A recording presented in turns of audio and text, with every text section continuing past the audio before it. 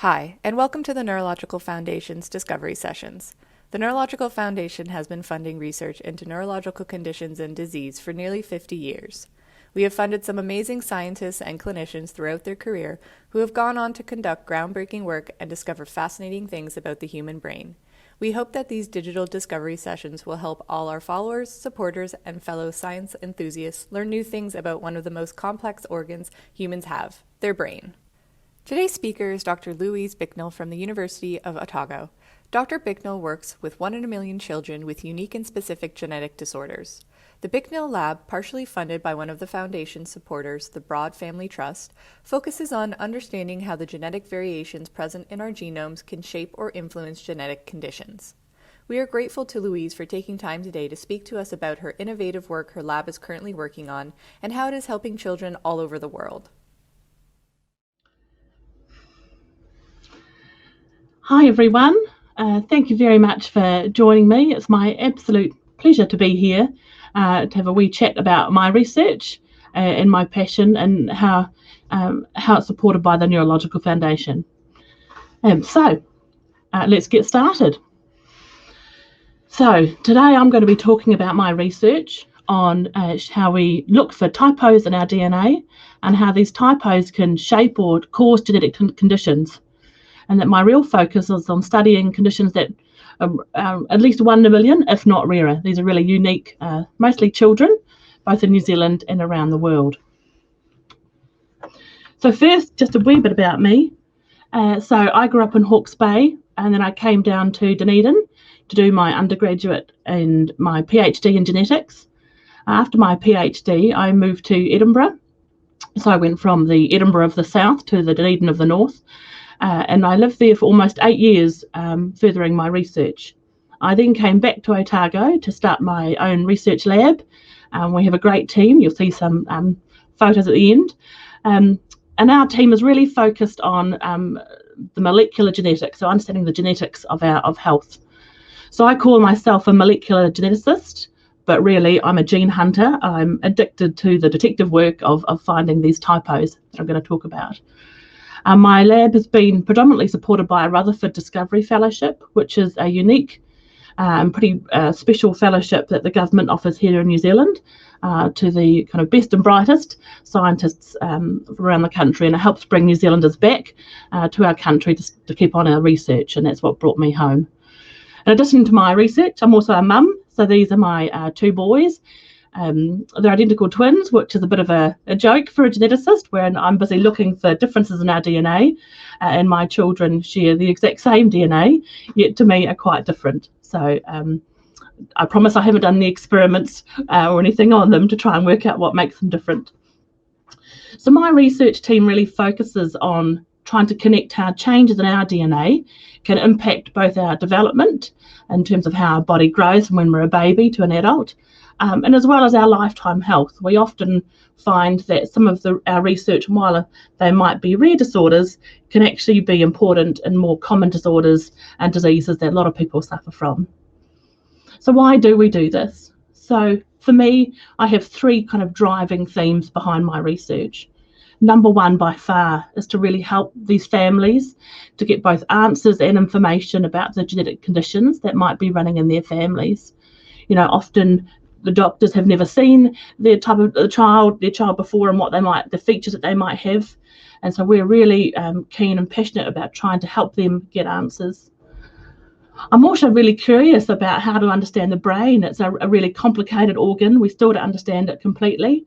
And so this is a great way of bringing my genetics interest and my clinical interest to understanding how the brain, especially how it grows during the early periods of development.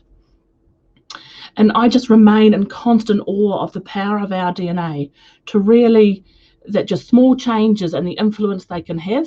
And hopefully from what I'm talking about today, you'll be able to appreciate that too. And hopefully get addicted, just like me, to working on these sorts of projects.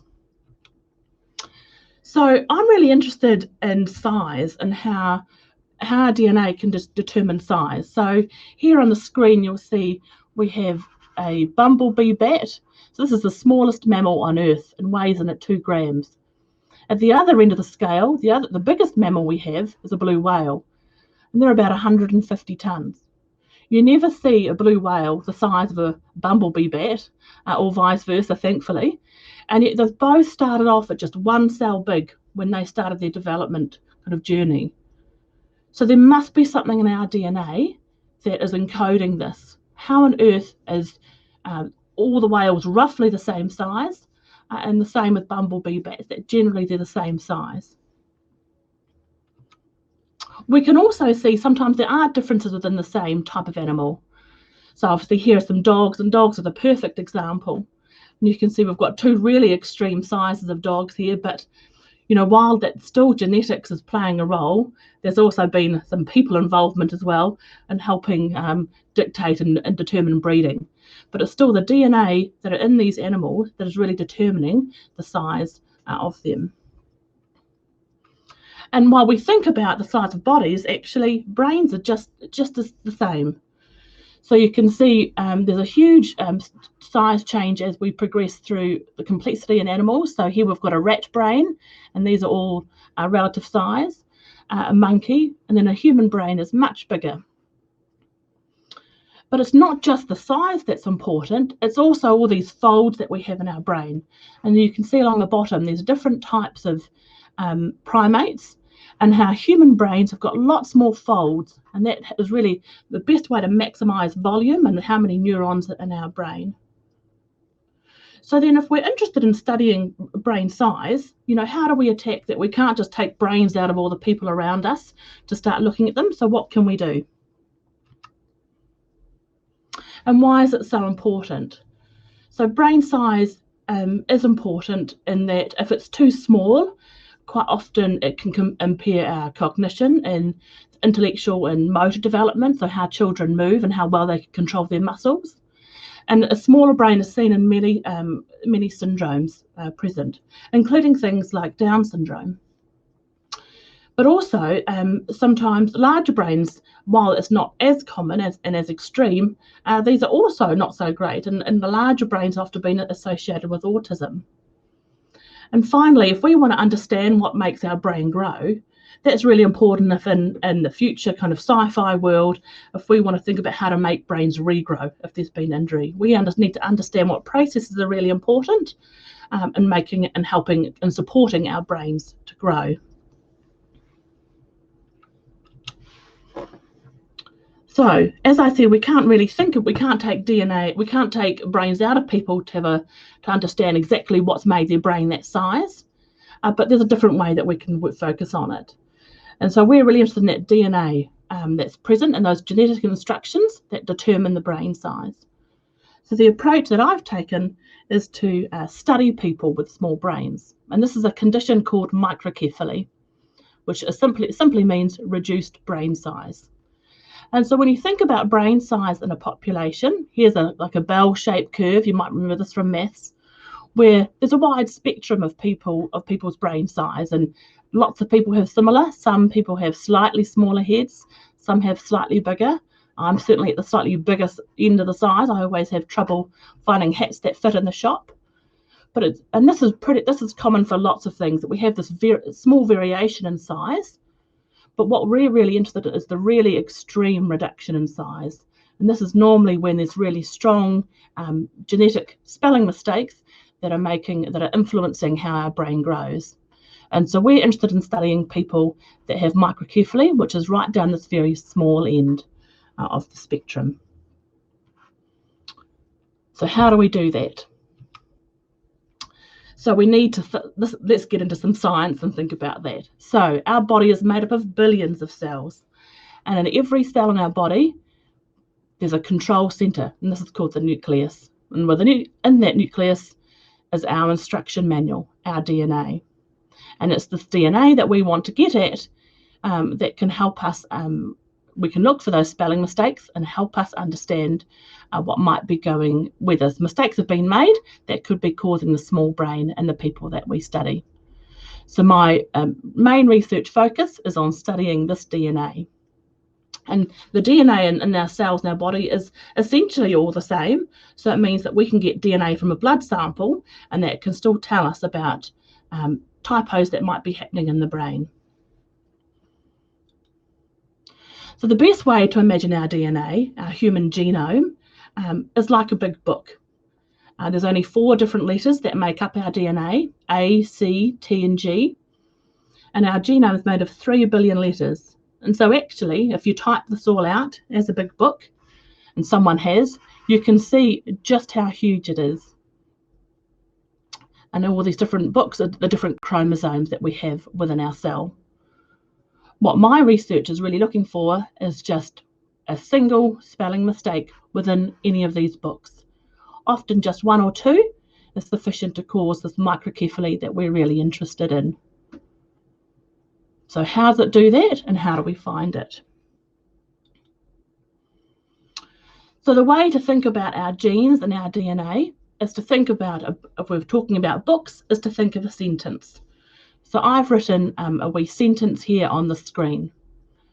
And within our genes, we have some important bits that make up the good words of the sentence, as well as a bit of junk that's kind of been left over by evolution that we need to cut out. So from our DNA, our cell will read the DNA, these instructions, and it will make a copy that has these this junk bit cut out. It then reads this much cleaner copy and makes this into protein. And proteins are what builds our cells and drives all the processes in our cells. These are the working blocks of our body. So you can see that we've got the sentence, New Zealand has the best coffee, and we've made a coffee. And all those different proteins, which is like the coffee here, drives all these processes and is really important in developing the complexity in our bodies and our brains.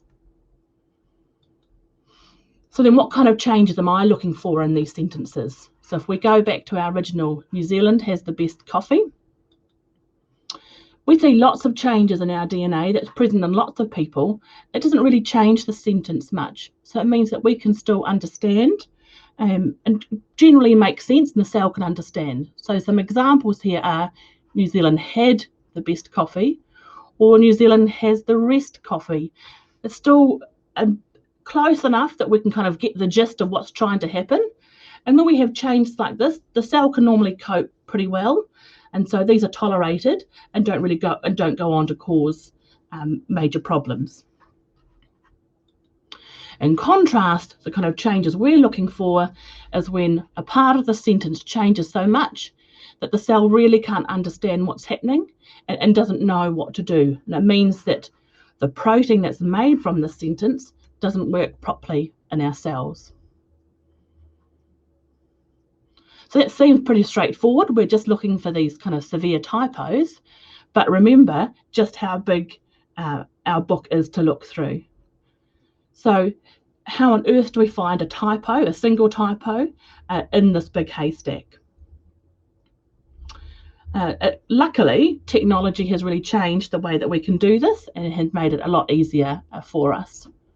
So it used to be that you read through science papers and talk to colleagues and they might say, oh, well, I've got a gene that could be important in brain development. Let's sequence that gene and see if there's any spelling mistakes. And we'd have to look at a single gene at a time. But there are about 20,000 genes in the human genome, so that could take a very long time to find information. Now we can do things like genome sequencing. So this is where you generate that book I just showed in the previous slide for every patient that you're interested in. So the first time this was done in a single person, it took $1 billion and it took 13 years with a lot of data made. Now it's more like $1,000, $2,000 New Zealand. It only takes a few days for the actual sequencing. It takes about a couple of months for us to get the data. But we get 90 gigabytes of data per person that we're sequencing. So now rather than just looking for those spelling mistakes, we're looking for the spelling mistakes in a huge amount of data. But there are ways that we can make it easier for ourselves. What's also been helpful is that while all humans share the same genome, actually about 2% of our genome is different in different people. But for researchers like me, we can really harness this information because we know that some of the typos that are appearing that we think might be causing the disorder in our children that we're studying shouldn't be appearing in people that are healthy. So it means if we see these typos in people that are healthy, we know maybe it's one of those changes that the cell can tolerate and it's not so important for our research. And we can rule those out.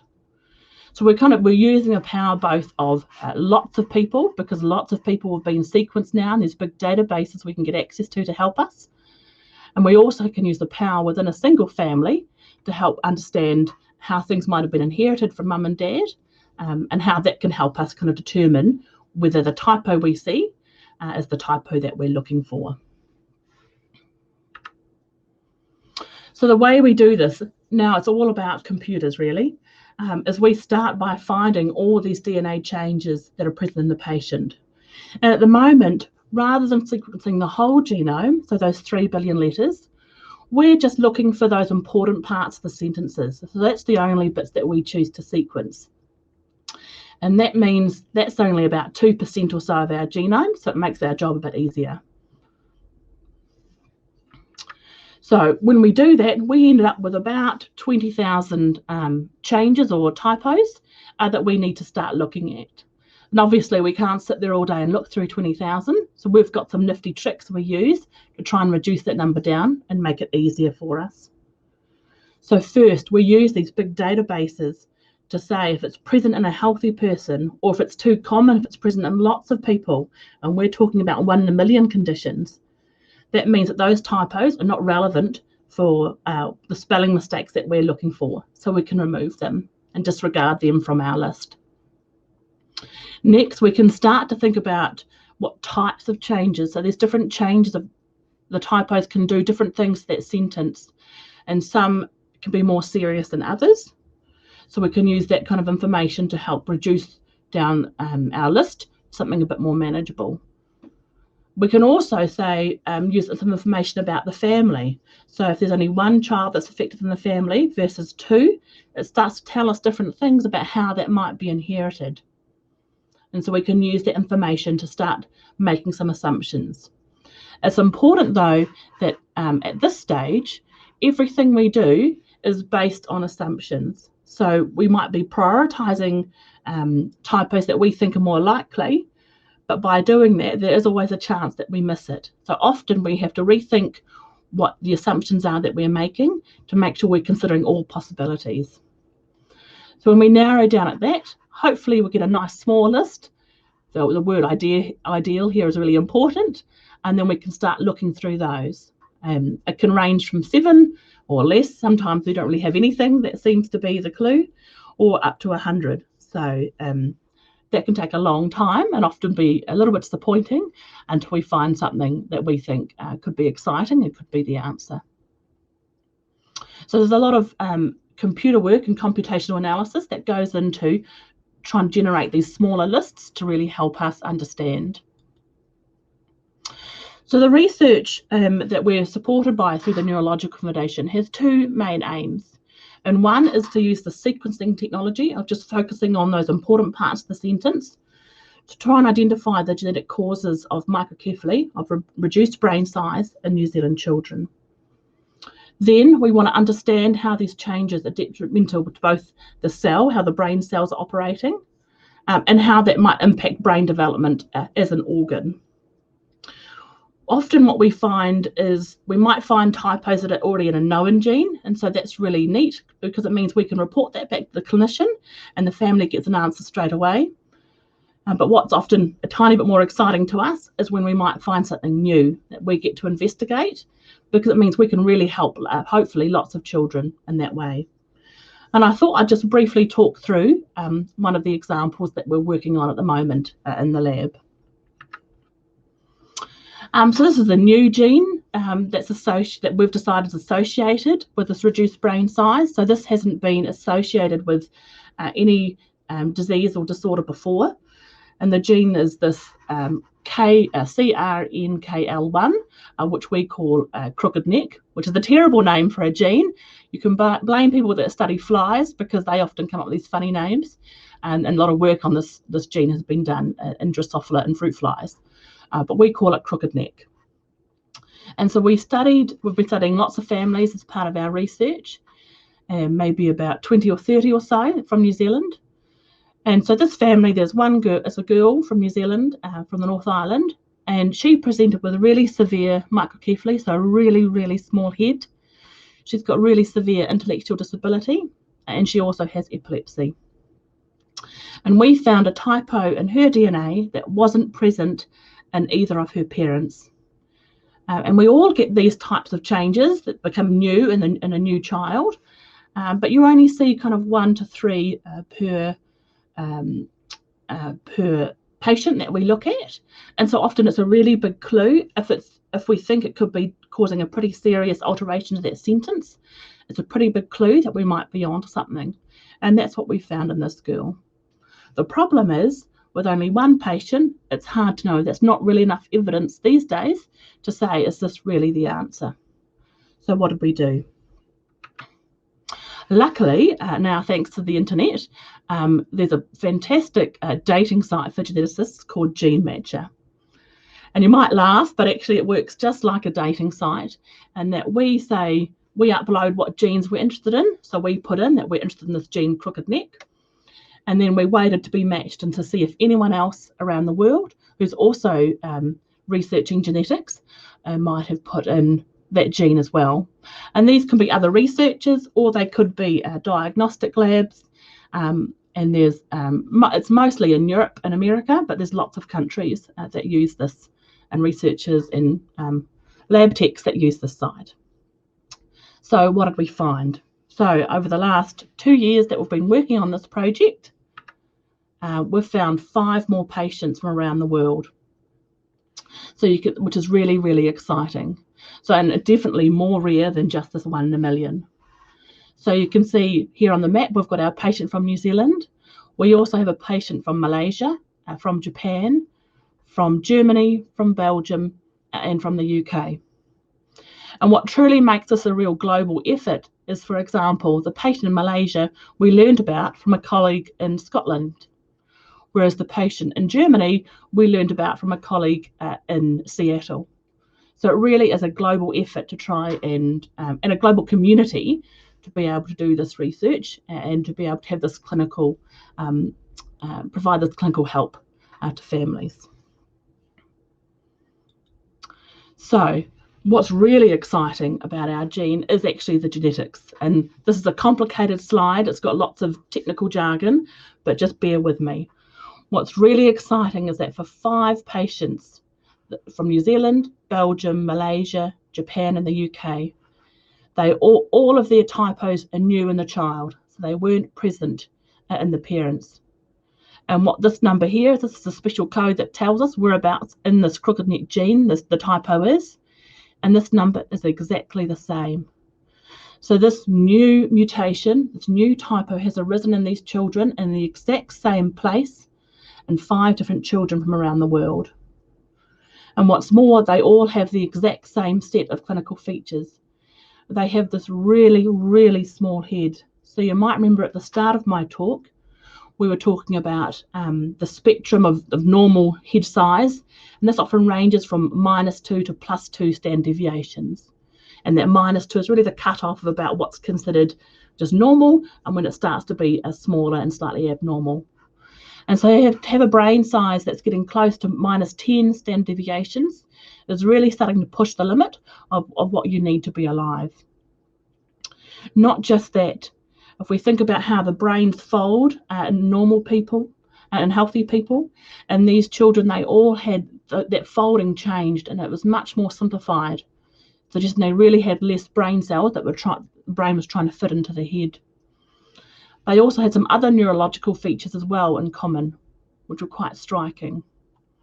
Most of them all have seizures, and they all have really severe intellectual disability.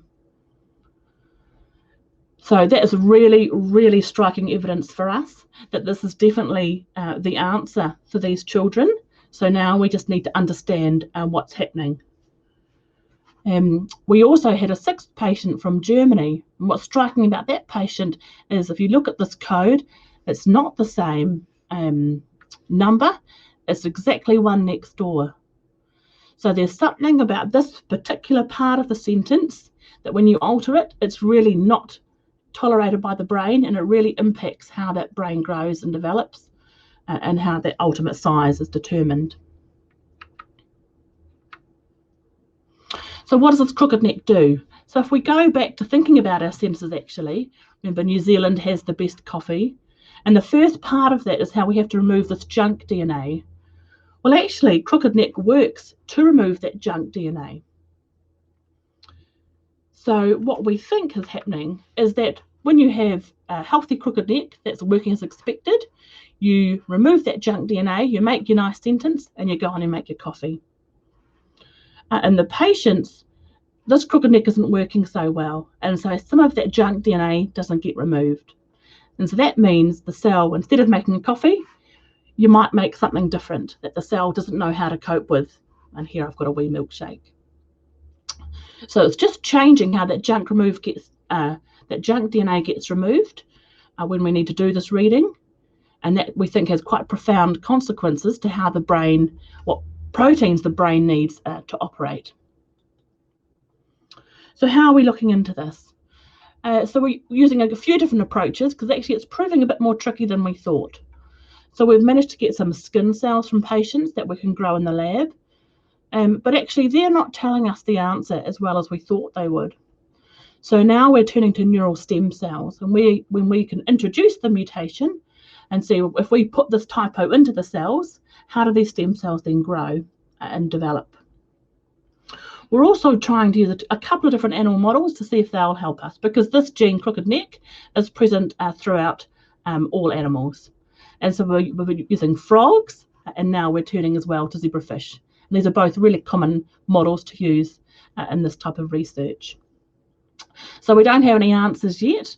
Really, we've got a few hints of what might be going on, but it's certainly proving a tricky one, despite having this really fantastic genetic evidence suggesting that this is definitely the answer for these children. So what can we learn from our research? Well, we know that we won't be able to cure microcephaly. It happens really early in development is when things start to go wrong, and it's just not possible to kind of reverse those effects. But it doesn't mean it's not important to think about. And clinically, there's some really important impacts that we can have. For the families, we can give them an answer, because often they don't know what's happening and what's going wrong, and there could be a lot of guilt and blame associated with that. So we can provide an answer and say, essentially, it was just bad luck. When you start to get enough patients as a group that all have the same syndrome, you can learn from the other patients, especially the older patients, and you can give the family information about how we might expect their children to grow, their child to grow and develop. It also means we can start to think about if the family want to have more children, or the wider family are thinking about children, that we can provide information to help that and help give a risk of the chances of having another child with this typo. And also it means other labs can use our findings. And when we publish this research, they'll be able to look at it, and we'll be able to help other children in that way that aren't directly involved in our study. But there's also other ways. So remember, I mentioned these children all have, most have epilepsy, so seizures, and they all have really severe intellectual disability. So there's lots of different typos that can cause epilepsy or intellectual disability. And now we'll have one more gene for people to think about where they might look for typos to help these more common conditions. And ultimately, it's really telling us about the brain and how it develops, that we know that the removal of this junk DNA seems to be really important, particularly in brain development, beyond other parts of our body. And so with that, I'll just end, and I'd just like to thank my amazing research team in Dunedin, who really help drive all this research forward. We're really proud to be supported by the Neurological Foundation, as well as others funding from both the government and charities. But by far the most important is the clinicians and the patients and their families, really, from both in New Zealand and around the world, that contribute and give us samples and share their clinical information with us, that without them we wouldn't be able to do this research. So thank you very much. And now I'm happy to take some questions. So I see I'm just going to read out some questions that are coming through. So first question, what do you hope your research can achieve for future researchers or discoveries? I think it's really important, if you think back to the start of my talk about the different ways that we hope to have impact through giving clinical answers to the families, through studying that DNA and learning more about brain development. All this type of research is really stepwise that we build on what other people have learned, and how we've learned what crooked neck does through looking at through people that have studied fruit flies. So all our research kind of builds on each other and really propels it all forward. So another question is there a way to edit the genes once you know where the mutation is in the gene? Yes, there are some exciting new technologies, and people might have heard of CRISPR as one of them in particular. And that's the technique we use in the lab, and we're considering using in these neural stem cells to introduce the mutation. I think in terms of using it in a treatment option, that's really complicated and difficult, and I think it's too early to say. CRISPR is so new, people still are learning about exactly how accurate it is to introduce the typo that you want and to make sure no other typos are introduced, but there's certainly some exciting things ahead. One option for families that may not, if they choose to have more children in the future, is that they could go through IVF, and then we could test embryos for this typo to then implant an embryo that doesn't have it if they don't wish to have another child that's affected with this condition. So even though we can't not necessarily fix the genes or fix that mistake, there's ways that we can perhaps avoid having other children with it, or study it in the lab. And then a follow on from that, and would that assist in understanding how to treat some of the symptoms of this gene mutation? Potentially. I think I think that's going to be difficult. That's where, I mean, potentially animal models could come in there. You know, obviously when you start to think about treating, if there's medicines available, often, it will come down to the doctors helping treat, say, like the epilepsy, and maybe going through a trial of what works and what doesn't. But there could be options to use, especially those animal models, because they're a bit closer to being like a human than just cells that we grow in the lab, that you could then to see if that improves or prevents any of those symptoms. So the next question, is the technology assisting in making the process easier or faster to read these genes and find typos? And that's a great question. It makes the process faster, for sure. Easier? I think that's yes and no. You suddenly have all of this information. So what we didn't have before was all these different genes to look at. But now it's so much data that for a start, if you sequence the whole genome, a normal computer can't handle it. So it really is focusing then on kind of different pipelines you can use to really process that data, and it becomes a really computational task, which is a whole different skill set to learn when you're used to thinking about genetics. And thankfully we have some really great people to help it with us. So it certainly makes it faster, and it can, if it's an obvious change and it really kind of rises to that top of that prioritization I was showing earlier, then yes, it definitely is easier. The problem is that there's lots of these typos and changes that occur, just not just in the sentences. I talked about the junk DNA in between those important parts of the sentences, and it's easy to refer it to junk, but there are some important signals within that junk, and it's really hard still to predict, if you have a typo on one of those signals, how that might change things. And so when you find these typos, you really don't know what to do with them, and whether you should rule it in as a candidate perhaps, or rule it out. And so that's often the problem, is if you don't have a really obvious answer, the kind of next step in going back to that list can be a pretty big list to look at. And that's where, if we can find more patients to really help us that have got the same set of features, hopefully we're looking for things in common. So the next question, do we understand how parents might be tested genetically to see risks if they were to have kids? So that's another great question, and that becomes a really important question when we're thinking about families.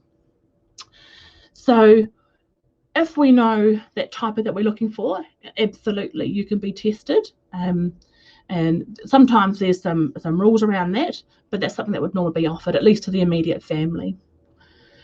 If there isn't, or if you're just generally wondering, that can start to be really difficult. So as I mentioned, for this crooked neck we've been studying, these mutations are new, so they arose in the child.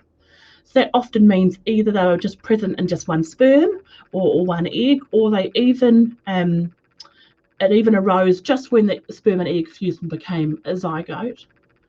So it's those types of typos can't be detected easily to be able to do any testing before you have children, for example. So there's a limit as to what we can kind of test for. Okay, I think that's the last question. So thank you very much, everyone, for having me and for tuning in. Hopefully you followed through and could understand my science, and also the excitement and the passion that I really share, that I hope I shared for my research.